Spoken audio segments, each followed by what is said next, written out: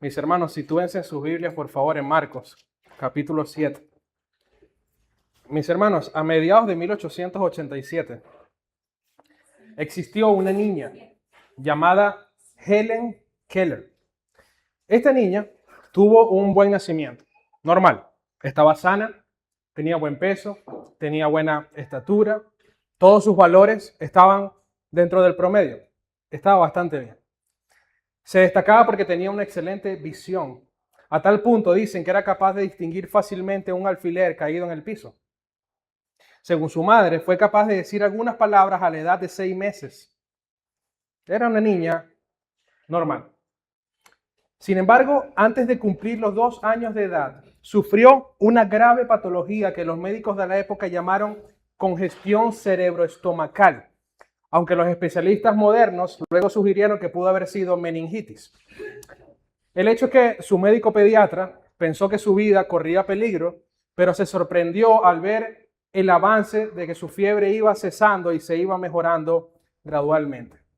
Sin embargo, esa enfermedad, meningitis o la que haya sido, dejó secuelas terribles a su paso, al punto de que esta niña perdió totalmente su audición y su visión. Ahora esta niña era ciega y era sorda. Esto hizo que lamentablemente se convirtiera en una niña rebelde, demandante, con una conducta un poco complicada. La verdad, hermanos, es que esta niña vivía en un mundo de absoluta oscuridad, de absoluto silencio.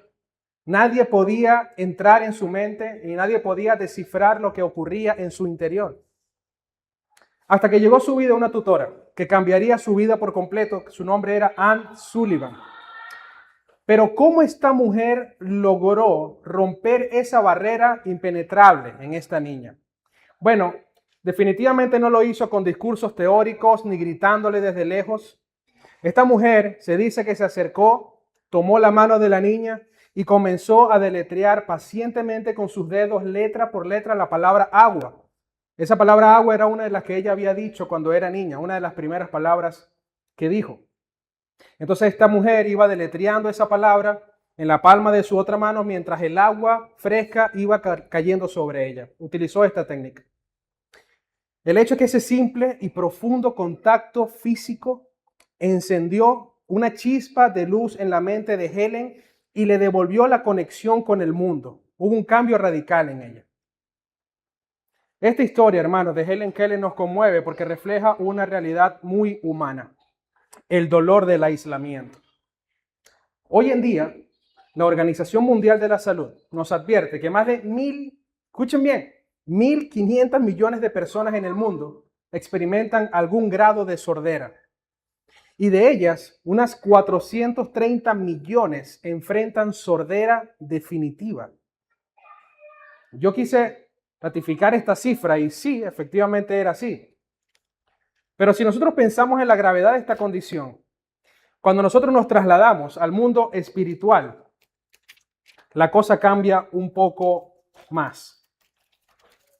Hermanos, la verdad es que hoy vamos a ver a un hombre que estaba sordo, era parte de esa cifra, pero en la época era un poco más complicado que hoy en día. Así que lo que yo quisiera es que grabemos la verdad de nuestro argumento el día de hoy, y es que un solo toque de Jesús basta para abrir nuestros sentidos. Un solo toque de Jesús basta para abrir nuestros sentidos. Y vamos a ver esta verdad estructurada en 3 partes. Del versículo 31, Marcos 7, del 31 al 37, no le había dicho el verso. Los versos, perdón. Marcos 7, del 31 al 37. Y del 31 al 32 vamos a ver nuestra miseria. Del 33 al 35 vamos a ver su compasión. Vamos a ver primero nuestra miseria, luego del 33 al 35 su compasión. Y en lo último, del 36 al 37, vamos a ver nuestro asombro. Entonces, nuestra miseria, su compasión, nuestro asombro. Así que, estando allí, en Marcos 7, 31 al 37, vamos a leer el texto. Es titulado esta prédica con una sola palabra, que es una orden cargada de poder y de gracia que vamos a encontrar allí. Efatá, que significa sé abierto. Así que vamos a leer esta porción de las Escrituras y oramos para que el Señor nos guíe en este tiempo. Dice Marcos 7, del 31 al 37. Volviendo Jesús al salir de la región de Tiro, pasó por Sidón y llegó al mar de Galilea, atravesando la región de Decápolis. Y le trajeron a uno que era sordo y tartamudo, y le rogaron que pusiera la mano sobre él. Entonces Jesús, tomándolo aparte de la multitud a solas, le metió los dedos en los oídos y escupiendo, le tocó la lengua con la saliva. Y levantando los ojos al cielo, suspiró profundamente y le dijo, Efatá, esto es, ábrete. Al instante se abrieron sus oídos y desapareció el impedimento de su lengua y hablaba con claridad. Jesús le ordenó que a nadie se lo dijeran, pero mientras más se lo ordenaba, tanto más ellos lo proclamaban. Y estaban asombrados en gran manera y decían, todo lo ha hecho bien. Aún a los sordos hace oír y a los mudos hablar. Amén. Oremos. Bendito Dios, tuya es la gloria, Señor, y la honra por los siglos de los siglos. Gracias, Señor, por tenernos en este lugar, por convocarnos, Señor, para adorarte, para alabarte, para aprender de ti, Señor, de tu palabra, para que tu verdad sea expuesta, Señor, y penetre hasta lo más profundo de nuestro ser, de modo que podamos reaccionar a ella y cambiar nuestra vida. Y sobre todas las cosas podamos ver con más claridad tu gracia, tu bondad, tu misericordia, tu compasión. Porque tú eres un Dios bueno sobre todo, Señor. Te adoramos y te pedimos que nos acompañes en este tiempo y puedas alejar cualquier cosa que no venga de ti, Señor. Ayúdanos a estar acá concentrados en ti. Te lo pedimos en el nombre de Jesús. Amén. Hermanos, el primer verso de Marcos nos narra el ambiente inicial de esta narrativa. Jesús viene de Tiro y de Sidón y entra a la Decápolis, que es una región conformada por varias ciudades grecorromanas al este del mar de Galilea. Ahora, para el oyente judío del primer siglo, este no era solamente un territorio distinto. Para ellos esto era una barrera cultural y religiosa, al igual que la semana pasada hablábamos de algo de esto. Decápolis era un territorio gentil, pagano, estaba distante de la ley de Moisés, adoraban a muchos ídolos, no guardaban el sábado, buscaban o no buscaban al Dios verdadero. Entonces, para la mentalidad religiosa de la época, entrar a Decápolis significaba contaminarse ritualmente. Era vista como una tierra distante de la presencia de Dios, lo mismo como les dije que veíamos la semana pasada con la mujer sirofenicia en Tiro. Sin embargo, vean lo que Marcos está diciendo acá. Jesús viene inmediatamente de sanar a la hija de la mujer sirofenicia en Tiro, un territorio que también era impuro a los ojos de la sociedad, porque eran gentiles, eran enemigos de los judíos. Y ahora Jesús camina varios kilómetros de distancia para entrar a Decápolis, es decir, se adentra aún más en territorio impuro. Jesús aquí lo que está haciendo es rompiendo claramente todas las fronteras culturales y religiosas y étnicas. Rompe el prejuicio. Camina en medio del territorio impuro porque el Mesías no le teme a la contaminación, porque Él vino a purificar lo impuro. E inmediatamente en el verso 32 dice que le trajeron a uno que era sordo y tartamudo y le rogaron que pusiera la mano sobre él. Entonces, en medio de este territorio gentil, Jesús se encuentra con este hombre, acorralado por completo por su dolor, por su aislamiento.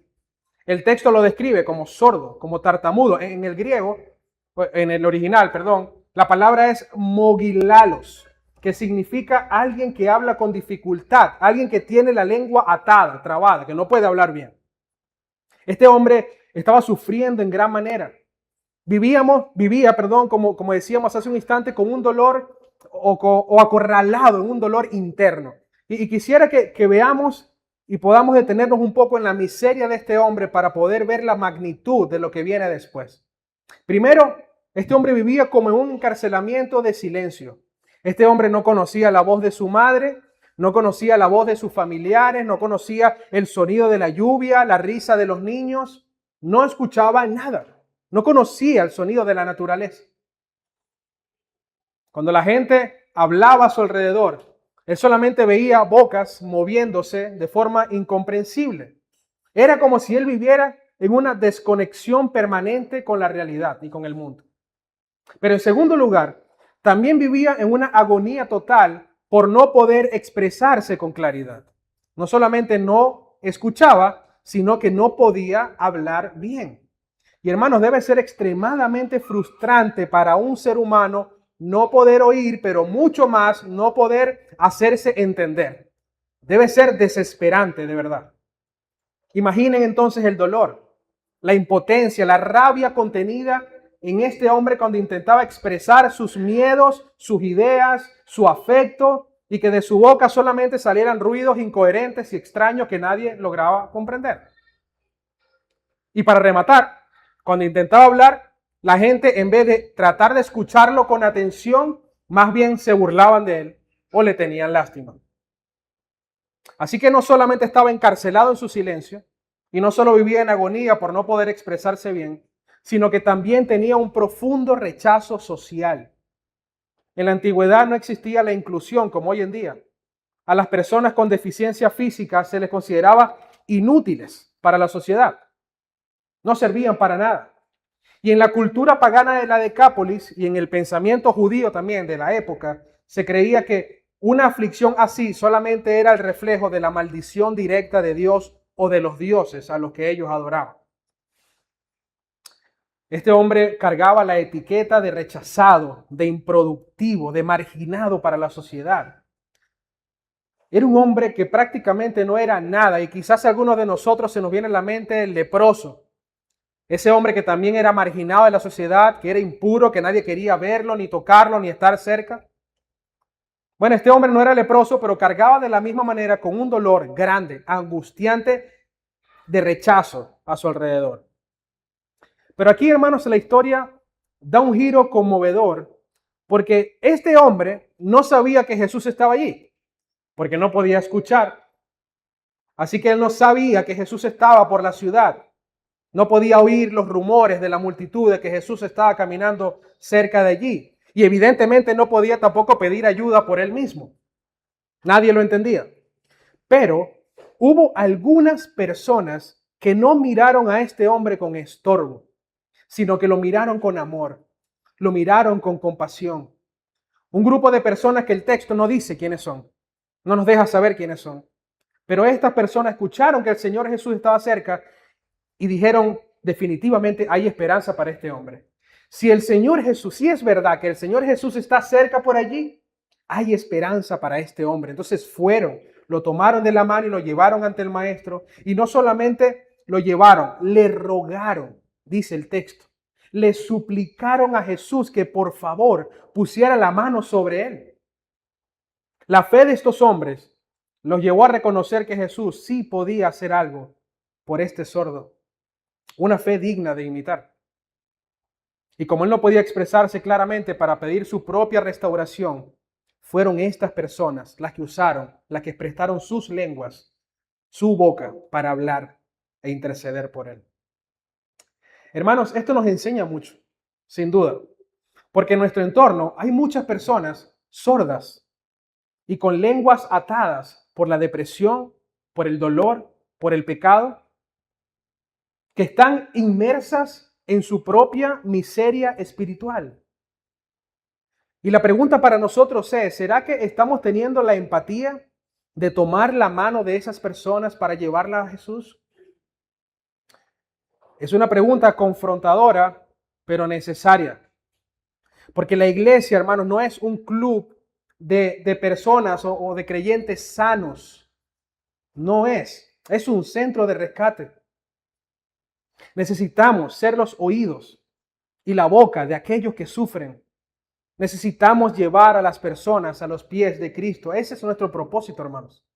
Necesitamos abrir nuestra boca. Es nuestro deber interceder en oración por ese familiar rebelde, por ese vecino malhumorado, por ese amigo que no quiere saber nada de Dios. Debemos traerlos a Jesús y rogarle al Maestro intencionalmente que ponga su mano sobre esa persona. Recordemos, hermanos, que una vez nosotros estuvimos en esa posición y hubo alguien que tomó nuestra mano y nos llevó hacia el Maestro. Pero hermanos, las limitaciones físicas de este hombre son solamente un espejo de nuestra condición espiritual. Por causa de la caída, todos nosotros nacimos como en una decápolis espiritual, lejos de Dios, atrapados en un mundo de silencio ante Dios, ante la voz de nuestro Creador, e incapaces de poder abrir nuestra boca para alabarlo. Estábamos muertos en nuestros delitos y pecados. Estábamos inmersos en nuestra miseria. Porque la mayor miseria humana no es no tener dinero, no tener salud, no tener un buen estatus social. La verdadera miseria del ser humano es tener oídos físicos que escuchan todo lo que pasa alrededor, pero que no escuchan la voz de Dios. Ahí radica la miseria humana. La miseria humana, radica en tener boca para opinar de todo, pero a la vez estar mudos para orar y para clamar y alabar al Rey. Y lo peor de todo es que nosotros mismos no podíamos romper esa barrera, ni cambiar esa realidad. No podíamos sanarnos por nosotros mismos. Éramos incapaces. ¿Por qué? Porque estábamos muertos en nuestros delitos y pecados. No podíamos hacer nada para nosotros estar sanos. Y ahí es precisamente donde entra y brilla de manera hermosa el Evangelio de Jesucristo. Porque el Evangelio no es una lista de cosas que nosotros hacemos para llegar a Dios, sino que es la historia de cómo Dios vino a buscarnos a nosotros que estábamos atrapados en nuestra propia miseria. Él hizo algo, no nosotros. Eso es lo hermoso del Evangelio. Y esto fue exactamente lo que hizo Jesús aquí. Se adentró en la miseria, se adentró en lo inmundo, en lo impuro, en lo contaminado, para mostrar no solamente su infinito poder, que dicho sea de paso ya lo ha venido mostrando en todos los textos anteriores, no solamente para mostrar su infinito poder, sino para mostrarle a este hombre que siente un amor profundo y genuino y real por él. Hermano, si tú estás aquí hoy o estás escuchando esto hoy y te identificas con la miseria de este hombre, a pesar de que no seas sordo, sorda, o que no seas mudo o muda, pero que te identificas, sabes que estás mal en tu interior y estás mal espiritualmente, quiero que sepas que Dios no está indiferente o alejado a tu condición. Todo lo contrario. El mismo Jesús que caminó muchos kilómetros para llegar a ese hombre marginado, es el mismo Jesús que ha cruzado fronteras y barreras de todo tipo para llegar hoy a ti, para llegar a tu encuentro. Tu condición no ahuyenta a Cristo, todo lo contrario. Atrae su compasión, su bondad, y se acerca a ti para decirte que Él puede y quiere salvarte. Y es justamente esa compasión de Jesús que nosotros vamos a ver en la segunda parte de nuestra estructura, los versos del 33 al 35. Miremos lo que sucede. Dice que entonces Jesús, tomándolo aparte de la multitud, a solas, le metió los dedos en los oídos y escupiendo le tocó la lengua con la saliva. Y levantando los ojos al cielo, suspiró profundamente y le dijo, Efatá, esto es, ábrate. Miren la primera reacción del maestro, hermanos. Dice que Jesús, tomándolo aparte de la multitud, a solas.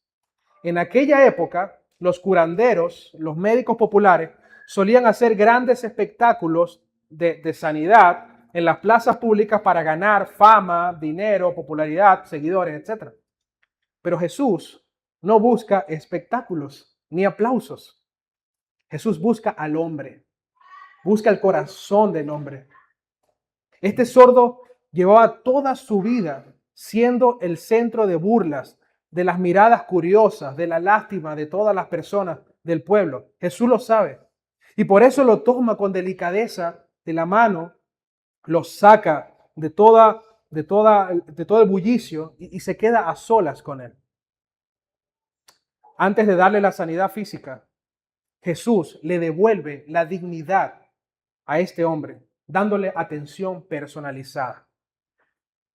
Le demuestra que para Dios, Él no es un espectáculo y Él no es un caso más. Él es una persona profundamente importante y profundamente amada por Él. Pero estando ahí, Jesús hace algo rarísimo. Algo que ninguno de nosotros hubiese esperado. Y esto aquí se pone de verdad bastante raro. Al igual que la vez pasada, cuando Jesús le dice a la mujer sirofenicia que no está bien quitarle el pan a los hijos para dárselo a los perrillos. Una reacción rara del Señor Jesús. Bueno, aquí Jesús está actuando más raro todavía. O sea, ¿cómo es eso de que le metió los dedos en los oídos? ¿Cómo es eso de que escupió y le tocó la lengua con la saliva? O sea, qué asco, de verdad. Es raro. ¿Qué clase de ritual raro hace el Señor Jesús con esto? Jesús ha puesto su mano sanadora sobre enfermos y ha sanado a muchas personas, ha expulsado demonios solamente con decir una palabra. ¿Por qué aquí no hace lo mismo? ¿Por qué hace algo tan raro como esto? Bueno, hermanos, lo que estamos viendo aquí no es magia, no es un ritual extraño, es el lenguaje del amor y la empatía adaptado a la condición humana. Hermanos, este hombre no podía escuchar una palabra de Jesús, ¿verdad que no? Porque era sordo, obviamente. No podía escuchar una predicación, no podía entender una explicación teológica, no podía oír las palabras de Jesús, no podía. Si Jesús solo hubiera hablado, el hombre no habría entendido absolutamente nada. Por eso el maestro se pone a su nivel, entra en su mundo y le habla usando el único lenguaje que este hombre podía entender en ese momento. El lenguaje de los sentidos, del contacto físico, o en otras palabras, el lenguaje de señas. Jesús le mete los dedos en los oídos, dice. Con esta señal física, Jesús le está diciendo, yo sé exactamente dónde está tu dolor. Yo sé qué es lo que te aqueja.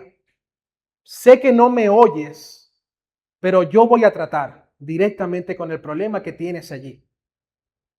Ahora no puedes oír, pero yo voy a destapar tus oídos. Luego Jesús toca su lengua, escupe, y toca la lengua con la saliva. Bueno, en la antigüedad se creía que la saliva tenía propiedades medicinales, pero aquí Jesús la usa para tocar la parte atada de su boca o de su lengua, diciéndole, ¿sabes qué? Yo voy a desatar lo que te impide comunicarte con claridad. Eso es lo que le está diciendo el Señor Jesús. Y luego levantó los ojos al cielo. Le enseñó a este hombre que venía de una cultura pagana donde adoraban a distintos dioses y no al Dios verdadero, de dónde venía la verdadera restauración. La sanidad no venía de un amuleto ni de un dios pagano de Decápolis, sino del Dios verdadero, el Padre Celestial que se encuentra en los cielos. Esto es impresionante, hermanos. Y Jesús no se estaba limitando a sanar a este hombre. Jesús con esto lo que estaba haciendo era demostrando su compasión por la miseria humana. Estaba mostrando el amor que tenía por él. Jesús no necesitaba hacer todo esto para sanarlo. Sabemos que no. Jesús podía decir, sé sano y ya, e irse. Él podía hacer algo como esto. Pero para que este hombre supiera que Jesús lo amaba, tenía que pasar lo que pasó. Tenía que pasar lo que pasó. Él tenía que entender, antes de que sus oídos se abrieran, que aquel que lo estaba tocando lo conocía, lo entendía, se identificaba y lo amaba profundamente sobre todas las cosas. Y entonces, suspirando profundamente, pronuncia la palabra en arameos que Marcos guardó intacta en el Evangelio para que no lo olvidemos. Efatá, que significa sea abierto. Y esa palabra efatá es la misma voz que dijo en el Génesis, hágase la luz, y la luz fue hecha. Y ahí vemos el gran poder del Señor, que como dice una canción que me encanta, con solo hablar creó las galaxias, Con solo hablar le dio vida a todo alrededor, creó cada especie en su esplendor, solamente con el poder de su palabra. Hermanos, la voz de nuestro Dios es suficiente para que lo que estaba muerto cobre vida, para que lo que estaba cerrado se abra y lo que estaba abierto se cierre. La voz del Señor es poderosa y suficiente para lograr todo lo que Él quiera lograr. Cuando Jesús dice Efatá, no solamente le está hablando al cuerpo físico de este hombre, le está hablando a los muros de aislamiento que lo tenían prisionero, en ese silencio, en ese dolor. Le está diciendo a la miseria, a la condición humana, hasta aquí llegaste, tu dominio ya se acabó el día de hoy. Y como les decía, no es un conjuro mágico, es la voz soberana del creador del universo, dando una orden directa a la condición humana. Es la voz del Mesías rompiendo todas las cadenas del silencio y devolviendo la libertad y la restauración a un hombre que estuvo toda su vida sufriendo. Y eso fue exactamente lo que pasó. El verso 35 dice, al instante. Hermano, no pasó nada. Un instante, un microsegundo. Al instante se abrieron sus oídos y desapareció el impedimento de su lengua y hablaba con claridad. Este hombre estuvo toda su vida sin escuchar, sin hablar bien. Y en un solo segundo, esa realidad cambió por completo. Este hombre no necesitó un terapista de lenguaje para aprender a hablar bien. Este hombre empezó a hablar bien de inmediato, porque Jesús, como dice más adelante en el texto, hace todo bien. Es asombroso su poder. Pero no solo eso. Hay algo asombroso aquí también. Y es que cuando Jesús pronuncia esa palabra, Efatá, la profecía de Isaías, capítulo 35, cobra vida, que la leía nuestro pastor Pacheco hace un instante. Aproximadamente 800 años antes de este momento, Isaías había profetizado o había anunciado cómo se reconocería la llegada del Mesías. Miren lo que dice Isaías 35, versículos 5 y 6. Vamos a leerlo una vez más. Dice, entonces se abrirán los ojos de los ciegos y los oídos de los sordos se destaparán. El cojo saltará como un ciervo y la lengua del mudo gritará de júbilo. Jesús está diciendo, el Dios que prometió venir a salvarnos está aquí. El Mesías no es un mito. El reino de Dios, como dice el mismo Marcos, se ha acercado, ya está aquí. Y la maldición del pecado va a ser aplastada por completo. El verso anterior, el 34 en Isaías, dice, digan a los de corazón tímido, esfuércense, no teman, pues su Dios viene con venganza. La retribución vendrá de Dios mismo, mas Él los salvará. Fíjense que dice que Dios viene con venganza, con retribución, pero al final dice, mas Él los salvará. Esto nos da luz, hermanos, para entender lo que nuestro texto de hoy nos está señalando es que Jesús, el Mesías prometido en Isaías, vino a salvarnos asumiendo nuestra culpa en la cruz del Calvario. El texto de Isaías nos dice que Dios viene con venganza, pero que también nos salvará. Esto es el reflejo perfecto de la justicia de Dios, porque Dios no puede pasar por alto el pecado. Eso todos lo sabemos, porque no sería perfectamente justo. Todos los pecadores van a recibir su oportuno castigo, el que Dios ya ha designado. Él se encargará, de cumplir su justicia con todos aquellos quienes decidieron rechazarlo deliberadamente. Eso es una realidad. Pero, en el caso de los creyentes, aquellos quienes han creído en el nombre de Jesús, en el único nombre en el cual hay salvación, ese castigo que merecíamos fue resuelto por Dios mismo en la cruz. La ira de Dios, la venganza santa contra nuestro pecado que anunció Isaías, no fue anulada, fue descargada en el cuerpo de Jesús.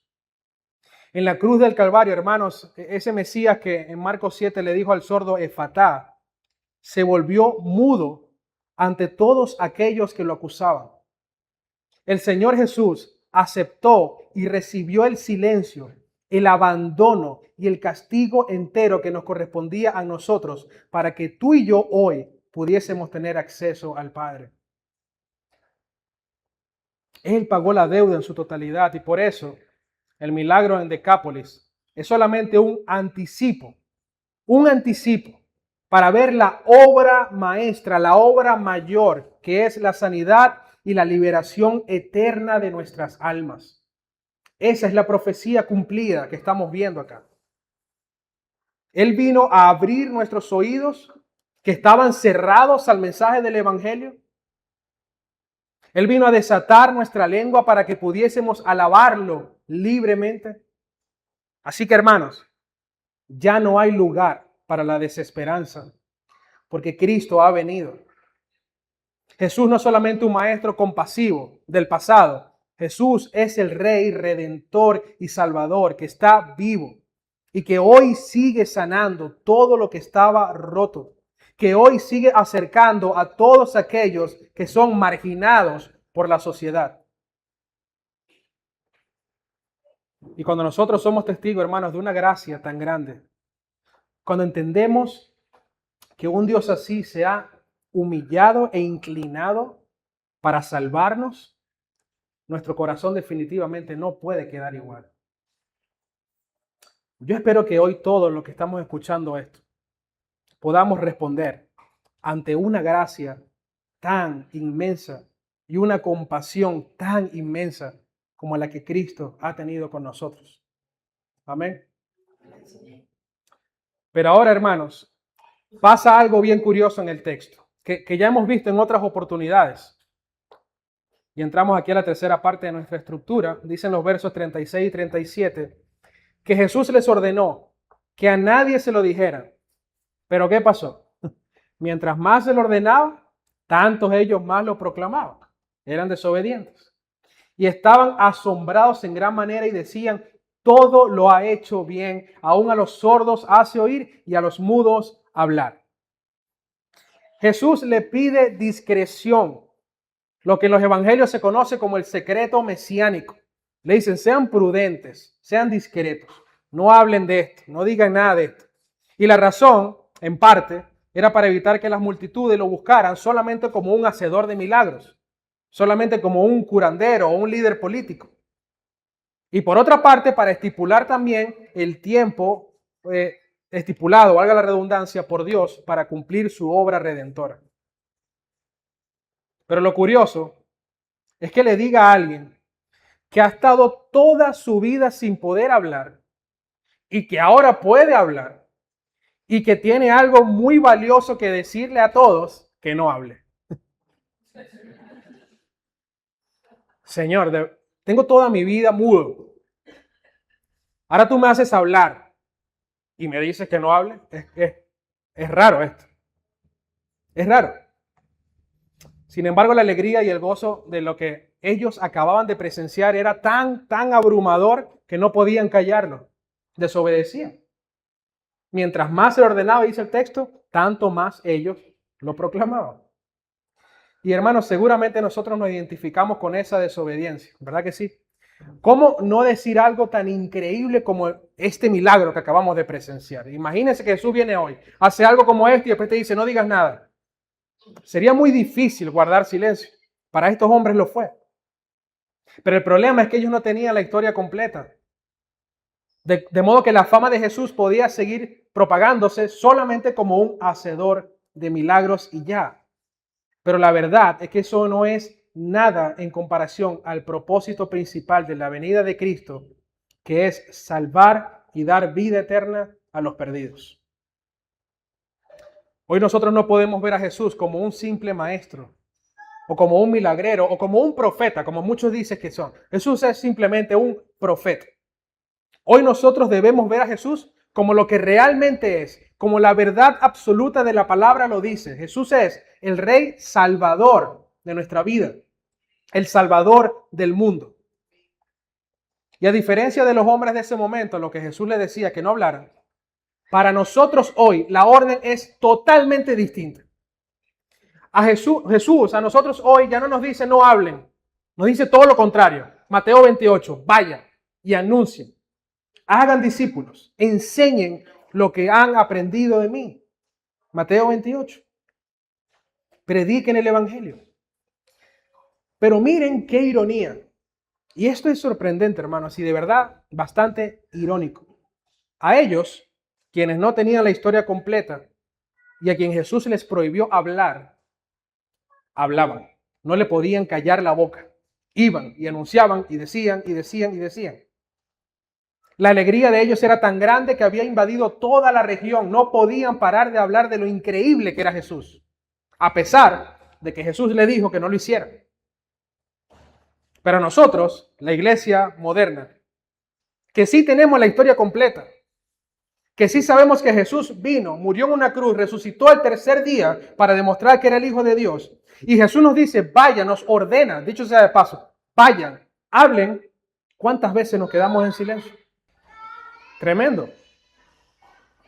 A estos hombres les dice, callen y hablan. A nosotros nos dice, hablen y callamos. Hermanos, de verdad, es lamentable afirmar que es una vergüenza para nosotros cuando el miedo al qué dirán, la comodidad o la indiferencia nos ata la lengua para hablar de las maravillas de Jesús. Si nosotros hemos experimentado el efatá de Cristo en nuestra vida, si Él abrió nuestros oídos espirituales y nos sacó de la miseria del pecado, hermanos, no podemos guardar silencio. Deberíamos tener ese mismo ímpetu que tenían estos hombres en esa época y hablar de lo grandioso que es Jesús. Si ellos se sorprendieron, hermanos, porque Jesús fue y los sanó de una enfermedad, ¿cuánto más para nosotros? ¿Cuánto más deberíamos sorprender nosotros al saber que estamos condenados, caminando directamente hacia las llamas del infierno y Jesús nos rescató de allí y nos dio vida para trasladarnos al reino de los cielos? Una realidad totalmente distinta. ¿Cuánto más se hubiesen asombrado estos hombres si hubiesen entendido en ese momento esa realidad? Ese es el ímpetu y el asombro que deberíamos tener los creyentes de hoy en día. Dice Romanos 10:14, ¿y cómo creerán en aquel de quien no han oído? ¿Y cómo oirán sin haber quien les predique? Es una pregunta lógica. Jesús, Dios ha dispuesto que las personas lleguen a ser salvas por la predicación del evangelio. ¿Cómo entonces las personas van a llegar a ser salvas por la predicación del evangelio si no hay predicación del evangelio? Es incongruente. Por eso el mandato de ir y anunciar su verdad, para que oídos sean abiertos. Hermanos, la gente allá afuera en nuestra ciudad, en nuestros trabajos, en nuestros hogares, universidades, etcétera, están desesperadas buscando respuestas en lugares equivocados. Están desesperados en ser buenas personas, en dar, en ofrendar, en dar limosna, en amar al prójimo. En amar al prójimo. Están buscando respuestas en lugares equivocados. Y están atrapados en el silencio y en la sordera del pecado. Totalmente consumidos y atrapados en esa realidad. Pero nosotros, la iglesia, conocemos al único que puede romper con esa maldición. Aquellos hombres en Decápolis, al ver el poder de Cristo, terminaron exclamando, asombrados, todo lo ha hecho bien. Aún a los sordos hace oír y a los mudos hablar. Nosotros podríamos decir hoy, todo lo ha hecho bien. Aún a los condenados los salva y les da vida eterna. Aún a los peores pecadores, Romanos 5:8. Dios demostró su amor en que envió a su Hijo a morir por nosotros cuando aún éramos pecadores. Cuando éramos la peor miseria del mundo, Jesús se fijó en nosotros y nos salvó. Jesús ha hecho todo bien. Y lo ha hecho tan bien que no hay nada, dice Romanos, que pueda separarnos de su amor. Nada que podamos hacer. Jesús lo ha hecho bien. Jesús con un solo toque abre nuestros sentidos. Como mencionamos en nuestro argumento, un solo toque de Jesús basta para abrir nuestros sentidos. Y lo hace bien, como todo lo que Él hace. Él no hace milagro a medias. Él no restaura a medias. Él no salva a medias. Él no transforma vida a medias. Él irá perfeccionando la obra hasta el día de Cristo Jesús, dice Filipenses. Él ha salvado una vez y para siempre, dice la palabra. No hay nada que pueda quitar la salvación, nada. Una vez y para siempre. La gracia de Cristo es suficiente para darnos vida eterna. No hay nada que nosotros podamos hacer para revertir lo que Él ya ha decidido. Donde el pecado lo arruinó todo, donde el dolor lo rompió todo, Cristo llega y hace todo de nuevo. Amén. Vamos a ponernos de pie, vamos a orar y alabar a nuestro Señor, porque Él es digno. Cuán bueno eres de Dios. Cuán grande es tu misericordia y tu bondad. Gracias, Señor, por dejarnos ver a través de estas líneas del texto bíblico tu gran compasión, tu amor, cómo tomaste a este hombre y no solamente decidiste sanarlo físicamente, sino que demostraste tu gran amor sobre él. Hoy nosotros también hemos experimentado tu amor, Señor. Ayúdanos a poder atesorarlo en nuestro corazón. Ayúdanos, Señor, a la iglesia que no tiene trabas para hablar, que podamos anunciar tu verdad, que podamos abrir nuestra boca y decirle a los de afuera que hay un Cristo real, que salva, que restaura, que da vida eterna. Ayúdanos en nuestra debilidad, comodidad.